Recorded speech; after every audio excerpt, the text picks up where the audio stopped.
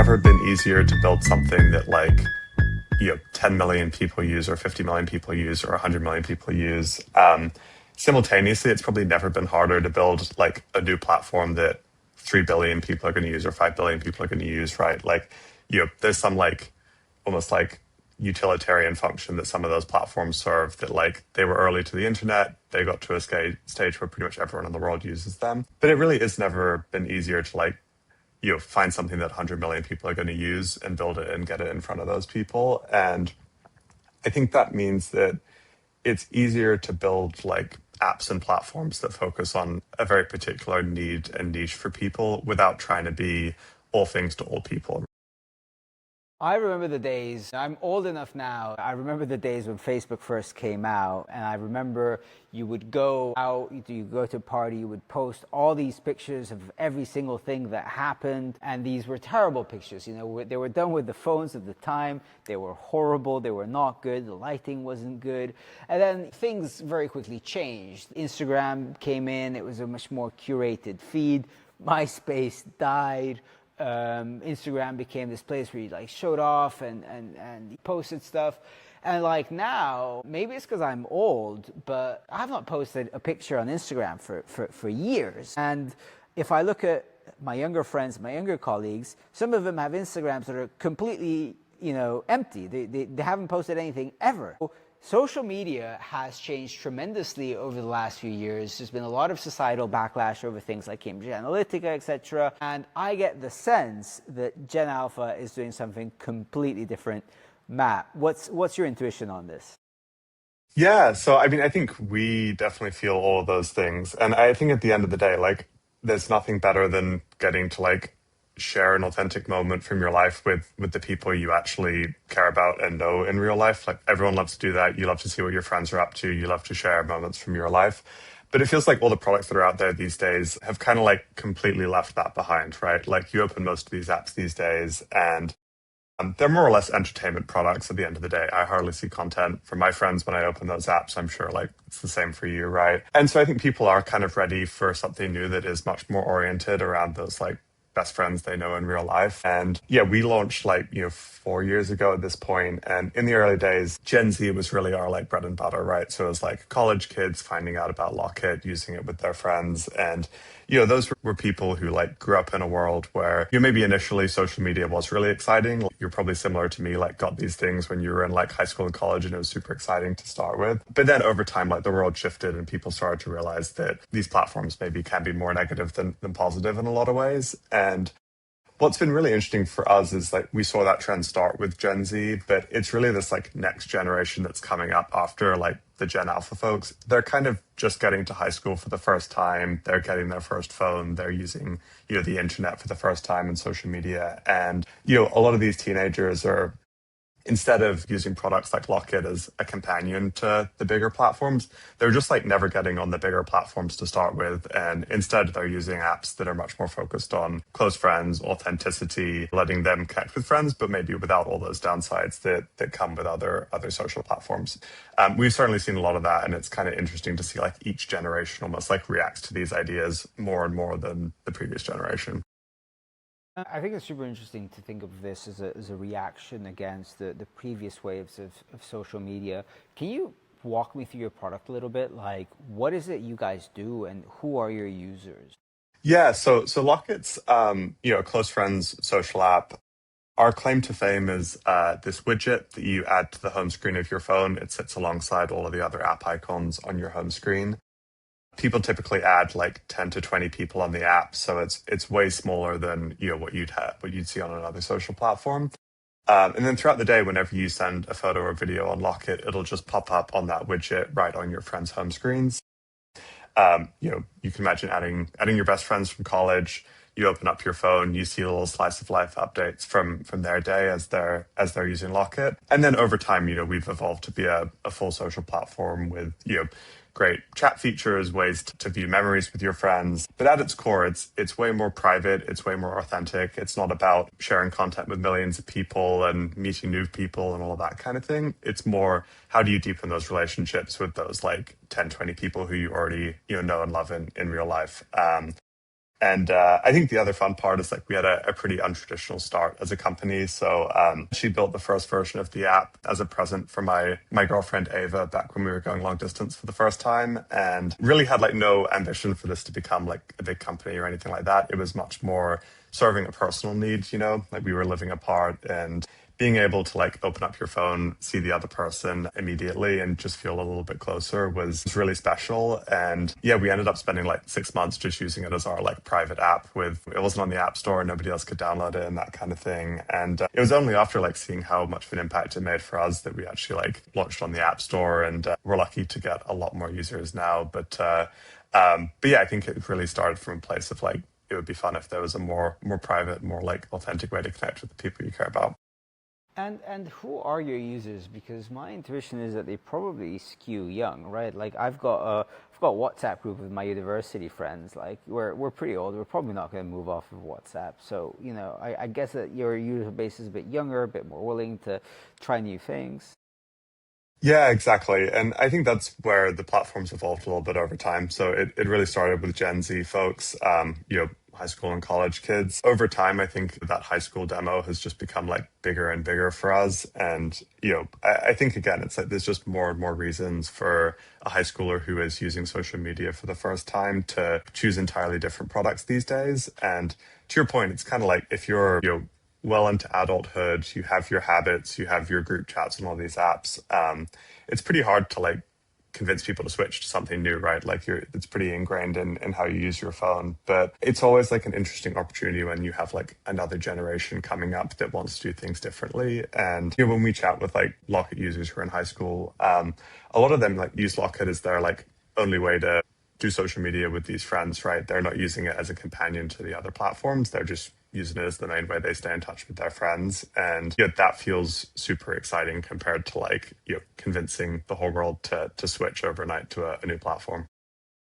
Yeah, I'm reminded by something that Nikki Tabir posted on X a couple of years ago, which was that, for every year after 18, people are like something like 25% less likely to refer someone onto a platform. So that if you have a social media app, then you're pretty much constrained to start with high school, college age people.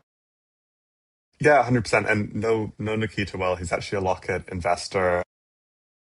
Yeah, I mean, I think it's very true. I think it's also like thinking about the times in your life where you're like most interested in connecting with friends and building those friendships. Like it really is that like high school and college age.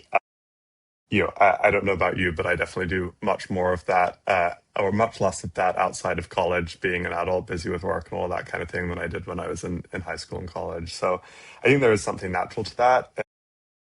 The other thing we see a lot of is just like, you know, people who are in high school and college are so much more excited to like try new things, and they're open-minded and they're willing to give things a shot. And that comes to what apps they download, but it's also just like how they use apps as well, right? Like we can build something brand new and lock it that is maybe a little different than why people downloaded the app in the first place. They're willing to give it a shot, they're willing to try it with their friends, and that's maybe pretty different from older age ranges where people don't want to try something new and get out of their habits. So it's definitely fun to build for users who are like excited about the product and like wanting to try new things.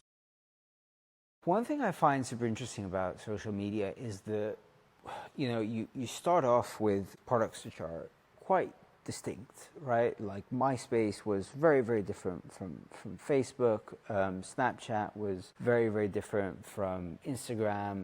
TikTok was different to, everything as well. And yet, what seems to have happened is that they've kind of like all converged on basically being an entertainment, short form video based. Even Facebook now is increasingly pushing this type of content, even X. So what do you think about what is it? Like, what are the pressures that are kind of pushing everyone in the same direction? And how do you feel about this? Does it mean you should also be looking at moving in this direction, or do you think no, like we want to stay as separate as possible? Yeah, I think it's super interesting, and you bring up a good point that like it seems like all of these platforms converge in the same direction. I think one of the things we think a lot about is, you know, particularly because of how relatively easy it is for new ideas to get out there these days. it's kind of like never been easier to build something that like, 10 million people use or 50 million people use or 100 million people use.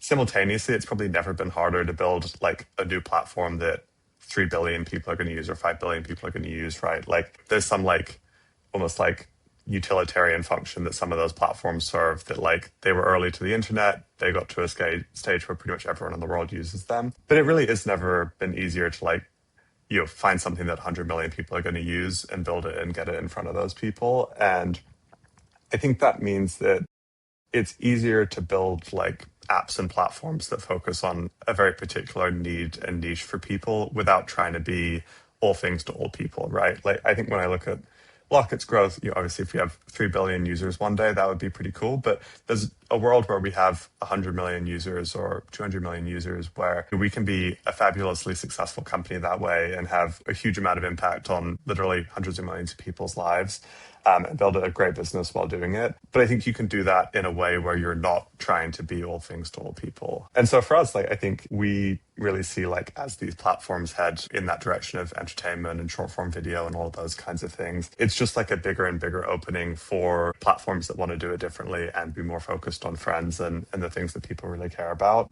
Those can coexist, right? Like, you can totally have big short form video platforms that a lot of people are going to use, but it feels like there's a very like kind of core human desire to like stay close to the people you care about and connect with friends and things like that. And just because big platforms might be less interested in that now, I think, doesn't mean the average person doesn't care about that anymore. And if anything, there's just like more and more of an opportunity to kind of fill there. What are, wow, I have a ton of questions.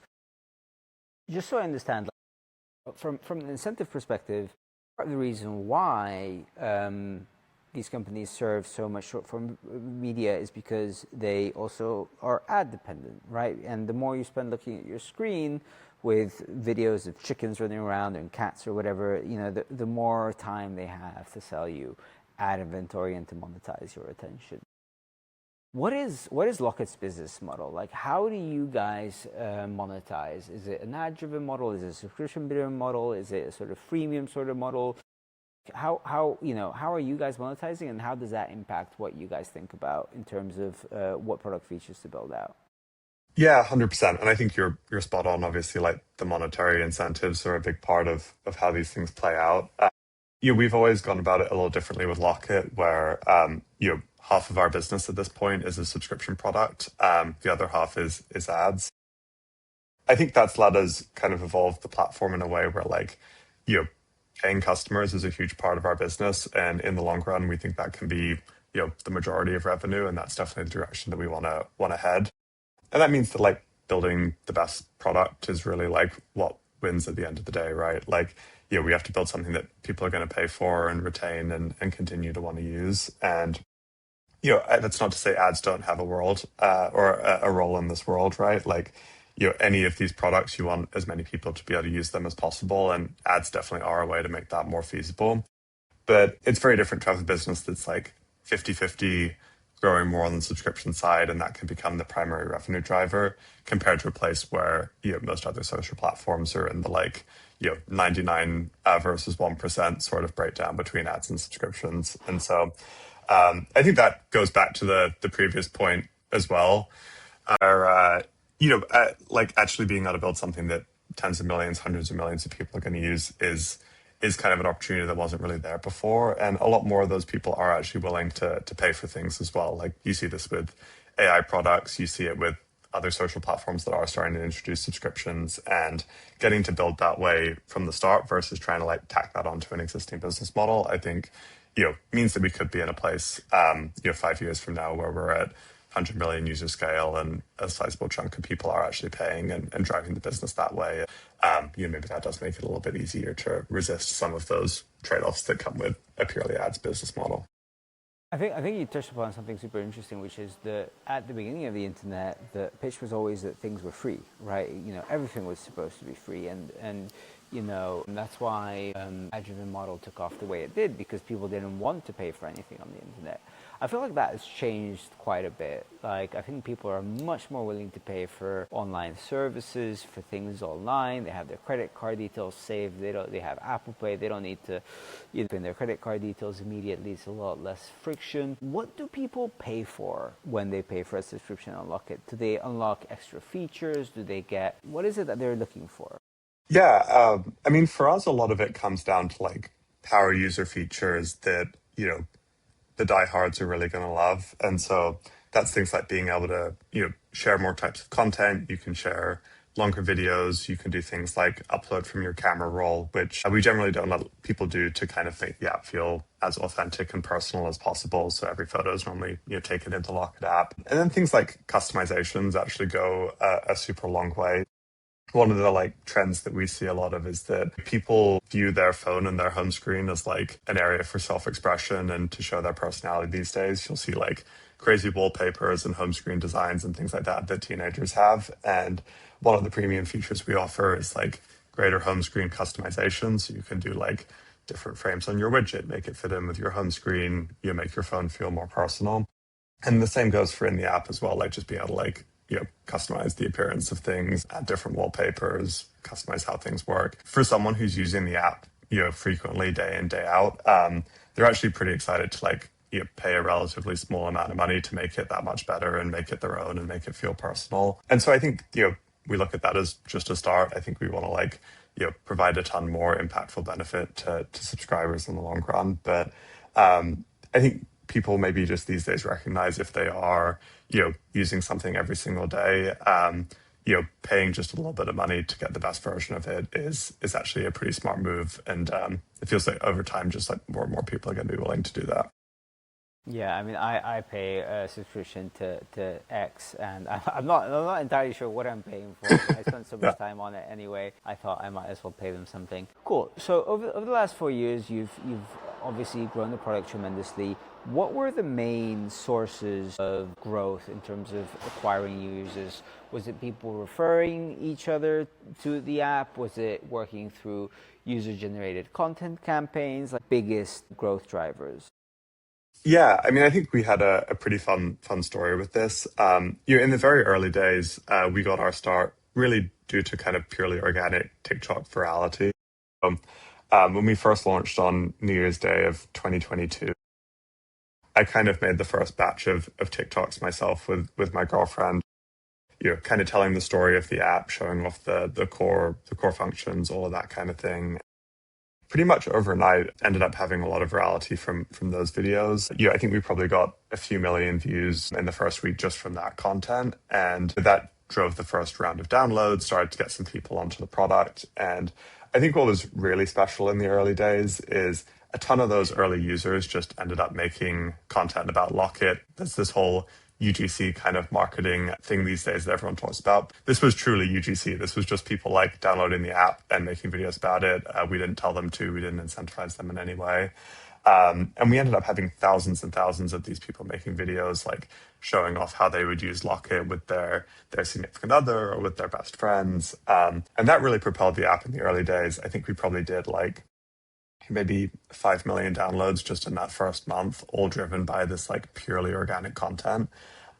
Sent us to like number one in probably 30 countries around the world or something like that overnight, which was pretty incredible. And I think that also speaks to like people just were ready for something that's like different and feels more fresh than the other social platforms. And so there was that kind of like wave to ride there. But I think the other part of it is like going back to the like it's never been easier to build things at scale. Like, it's pretty incredible that it's like a one-man show at that point. It was like just me and my girlfriend working on this thing through the power of TikTok. Like you can put a video out there and all of a sudden like many millions of people are going to be exposed to that idea. And that had just kind of like never before been possible, right? Like pre-TikTok, the idea of getting like a million people to sign up for your thing overnight would have been like basically impossible. And so that was what got us our start. I think after that, we realized that you becoming the best in the world at like making this viral content consistently and getting the word out about Locket would be a huge growth driver in the long run. And this was also kind of like back before UGC and all of that kind of thing was as big as it was right now. So it was a pretty new space. And so we kind of figured out this whole process for making content in-house that would consistently go viral, working with micro creators to consistently produce content that would go viral. And 4 years in, that's still a huge growth driver for the app. And it's something that's let us get to, I mean, billions of video views at this point, and we just crossed 100 million downloads, which a large part of that is definitely thanks to, that whole like TikTok growth engine. The other part of it is obviously like word of mouth and product retention is obviously really huge. So maybe like 20-30% of our downloads come from that, TikTok get in front of people pipeline. But then the other 80%, it's really that like word of mouth that comes after that, right? Like someone sees the app, they want to use it with their friends, they tell them about it, they invite them to the app. And that means that like any of those viral moments on TikTok are like massively amplified once people are actually on the product and using it with their friends. And then the final part of it is definitely like, for consumer social, like retention is the thing that really matters at the end of the day. And I think there was definitely an era of consumer software where it was so hard to go viral that people would kind of only focus on going viral. And then once you actually go viral, there's this like big question of what comes next, right? It's like, are people actually going to use this product for the long run, or are they just going to forget about it? And like the number one thing that we're always talking about and we're focused on in the early days was like, how do we make this something that people are actually going to use for like years and years to come? And if you don't have that like part two, then like the virality is only so helpful at that point. But yeah, it's incredible what TikTok can do. Like you can really get something out there overnight. I really want to talk about your retention numbers. But before we do that, help me understand. Okay, you guys started off 4 years ago. TikTok helped you get in front of thousands, millions of people.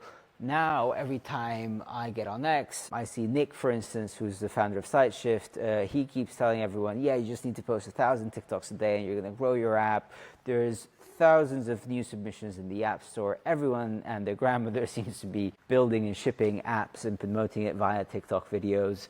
Do you think that opportunity that you had 4 years ago is over? Is it a little bit more saturated, or is it actually like, there's still very much an opening there?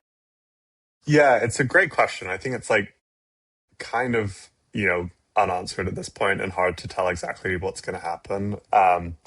I think when we were thinking about it in the early days, like we would always talk about it in terms of like, it's like a little like kind of arbitrage, right? It's like whenever a new platform comes along, there's like a short period of time where, using it as a growth lever is a little bit underexplored and people don't really appreciate it. I mean, credit goes to this guy, Kyle, on our team who kind of built out this whole program and was super early to this. There was probably like maybe two other apps that were really doing like UGC content in these days. So it was like super, super early. And we thought about it like, I mean, Facebook growth was something back in the day, right? Like it was very easy to, create a page and get in front of tons of people and get a lot of downloads that way.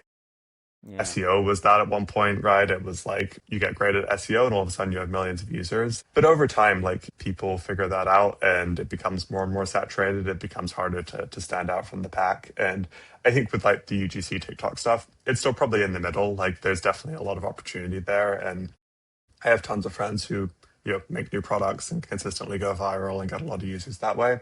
It's definitely like different than it was a couple of years ago when no one was doing it. But I guess maybe the other way of thinking about it is like when you think about what TikTok really does, it's like takes content and kind of like focus groups it with the world to find the audience for that piece of content. And like we even saw that in the early days of Locket videos where we'd start with an account with 0 followers. It would like show the video to 10 people. And if they liked it, it would show it to 100 people. And if they liked it, it would show it to 100,000.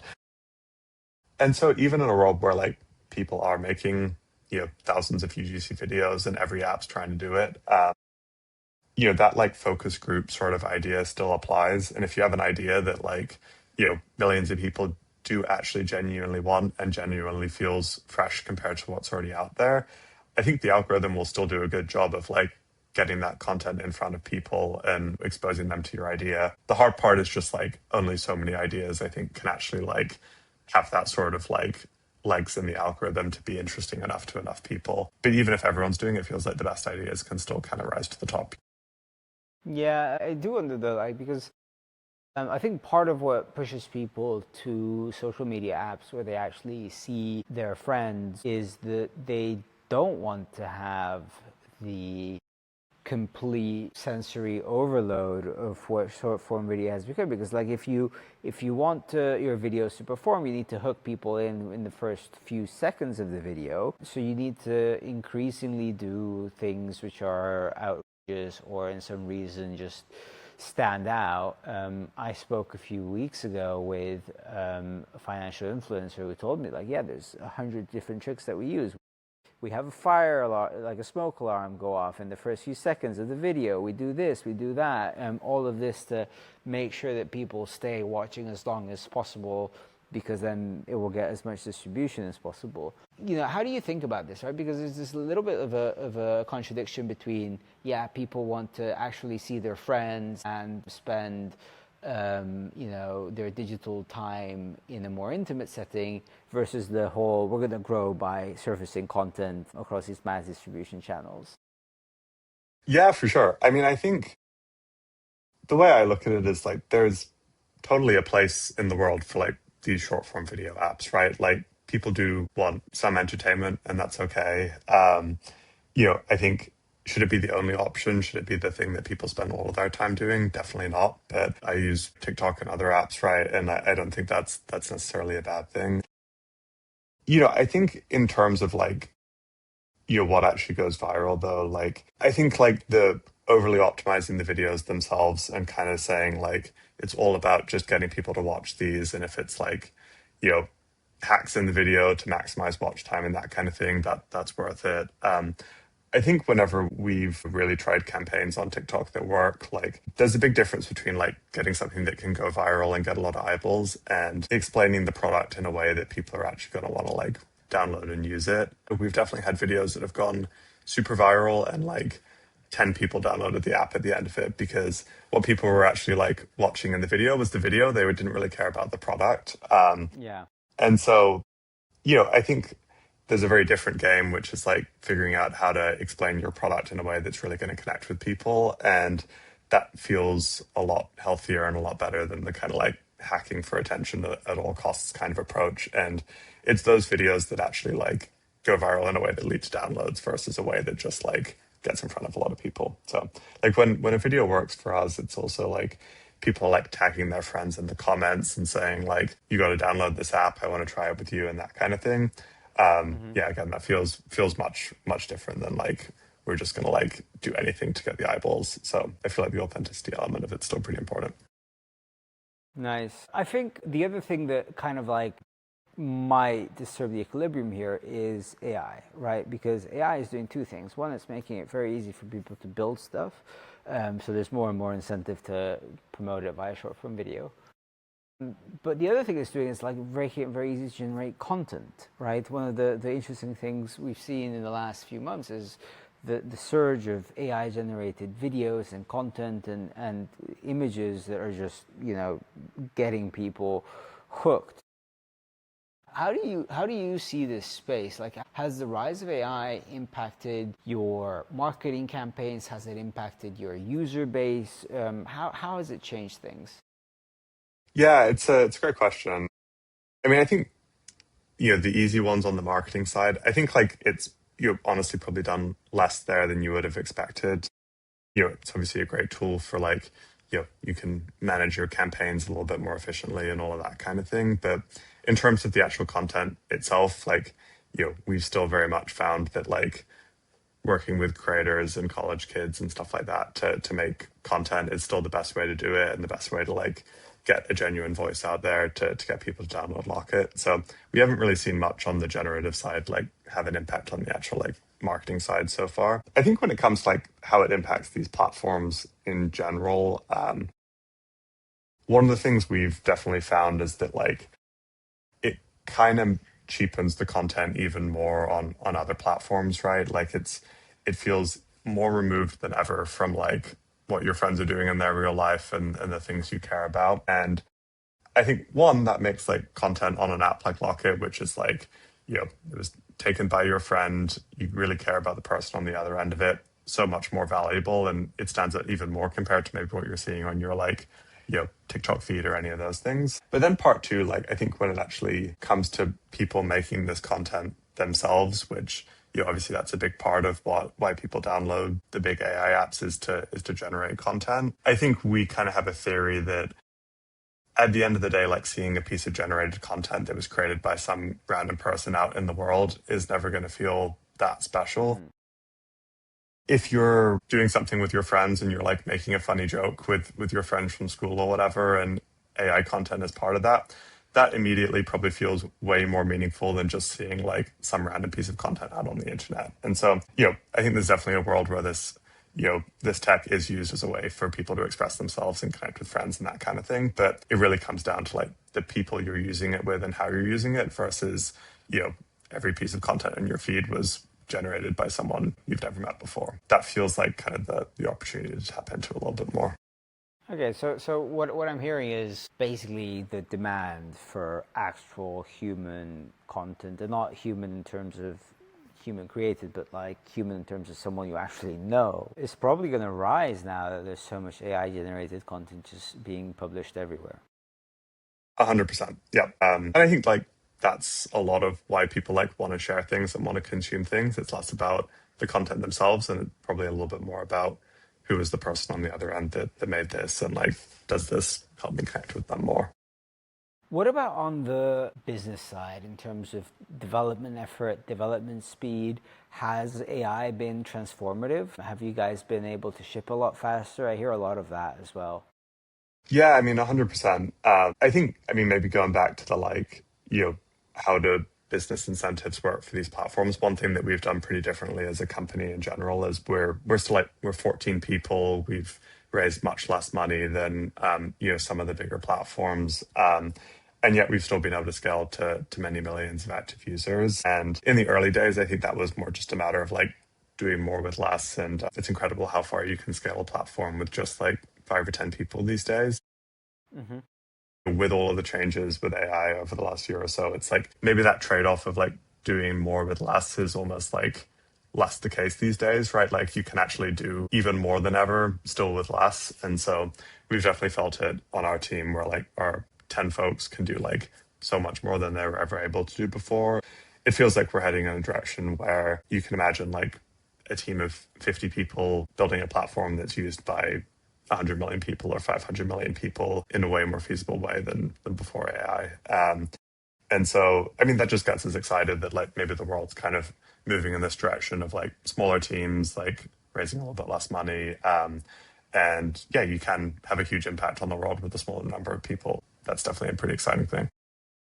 Yeah, and I wonder if it also just gonna, if it's just gonna lead to the breaking up of the social media landscape, right? Like as of right now, everyone uses the same few apps. Maybe in the future, I'm not going to spend most of my time on the social media apps that most other people spend most of their time on. Maybe I'm going to, have something that's directly catering to my niches and wants. Like maybe the end stage of this is that every friend group has their own vibe coded social media app where they do things their way. Yeah, 100%. And yeah, I mean, it feels like good things always happen when like, the average person can make new things. I think when it comes to apps, like, yeah, if like, any person can kind of make something that perfectly suits their needs, then that's a pretty exciting world to go to. I do think there'll be an interesting dynamic where like it is easier than ever to create software, but I think that the kind of network effects that come with social platforms are definitely a pretty sticky thing in the long run. And it might be, I guess, easier to build something, but probably harder to like convince a bunch of friends to actually download it in some ways, just because there's like so much stuff out there these days. Yeah, yeah. One last question for you. So the origin story of Locket was that you made an app that you and your girlfriend used, just the two of you. Are there any other apps that you built just for personal consumption, either back then or like currently, given the whole vibe coding craze that you've been using? Yeah, it's a great question. I mean, I think I was definitely someone who always just like loved building stuff, and so much of that Hmm. came from like random personal needs, right? And like many of the other projects were total flops, and they stayed as personal projects that were only used by 2 people, right? Like, for But example? Trying to think of other good ones. I used to make a lot of like kind of like fun games and stuff like that, and so built some of those in high school, and it'd be like just like fun party games and things like that that like me and friends from high school would use. But actually, like finding something that like a ton of other people in the world is going to use is always a bit of a challenge.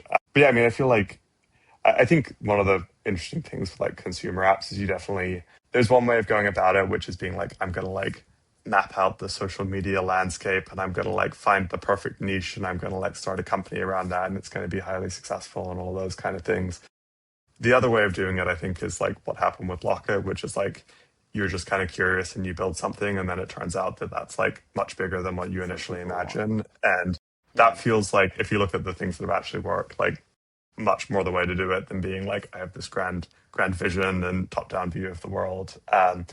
And so yeah, with the vibe coding stuff, it's like it feels like there'll be a ton more people who are like just exploring their curiosity and building things that they like actually want to see in the world, and like some of those will end up being like so much bigger than people ever imagined. So that's a fun way of doing it, and yeah, just excited to see like all the other ideas that come out and get bigger over the next few years. Yeah, likewise, I think we're going to see an explosion of software being created. I can't wait to see some of the very innovative and, almost artisanal pieces of consumer Totally. apps that are going to be created. Matt, thank you so much for your time. This has been great.